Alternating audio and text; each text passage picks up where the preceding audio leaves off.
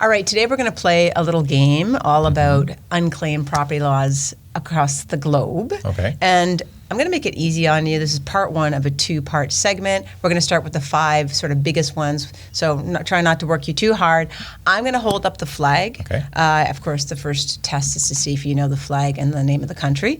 And then you're going to tell me about the unclaimed property laws in that country. But before we actually dig in, unclaimed property laws and actually the amount of unclaimed property in that particular country. Talk about the correlation between the two. Yeah, so we always, quite often when we talk about unclaimed property, we talk about where are the assets and where are the owners. Right. And there's a direct correlation between a jurisdiction that has a robust unclaimed property law because they're escheating more assets and gathering more assets, Right. including for people in that country. Right. As well as foreigners as well, but the big proportion is usually from people in that country. So when we're assessing and we talk about, where are the biggest markets for unclaimed property, we usually say, based on where the laws are and the assets end up sitting Right. versus where the owners are.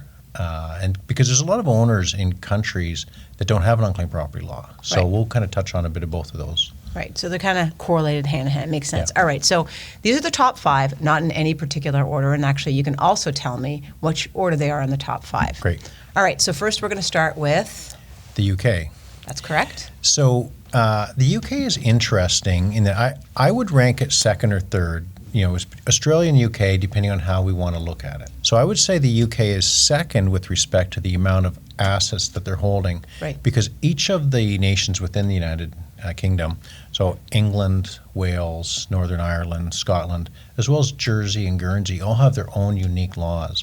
And a lot of them are aligned based on an industry group like pensions, insurance, and banking, which is very different than how we would typically see it in, say, United States or Canada, where it's organized more by a geography of a state or a province. All right, next, this should be a pretty easy one.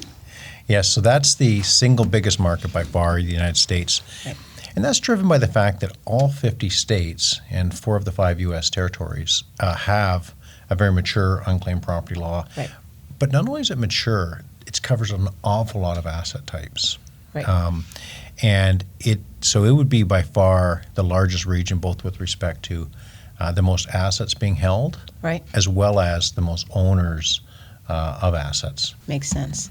All right, so one a little bit closer to home. I think I recognize that flag. I hope so. Yeah. I hope so. So Canada. Canada is an up-and-coming jurisdiction with respect to unclaimed property. So Canada has 10 provinces and 3 territories, Right. and then sort of one federal law.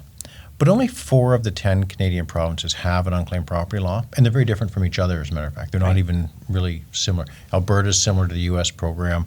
BC is very almost voluntary based, or the most leaning that way. Right. New Brunswick is the newest in North America, and Quebec is one of the oldest in Canada, and it's also under a different type of law, not typical common law that we would see these jurisdictions. So Canada I would rank 4th of the big 5 Right. because of that. And there's one federal law that covers all the banks. That's the kind of the primary one. People, if they know anything about the Canadian system, it's the Bank of Canada Right. Data. Right. So I would say I would rank Canada number 4. And still lots of work to go, especially with respect to Ontario. Yeah, good point. So Ontario is by far the largest sub-sovereign jurisdiction, so state or province within North America, Right. within the 60 or 70 sub-sovereign jurisdictions without an unclaimed property law, and it's been holding out. They get close every once in a while, and then it never makes it through. But that'll be a game changer if Ontario ever sort of joins the ranks of the rest of the jurisdictions. in Something to North America. watch. 2 left. Great.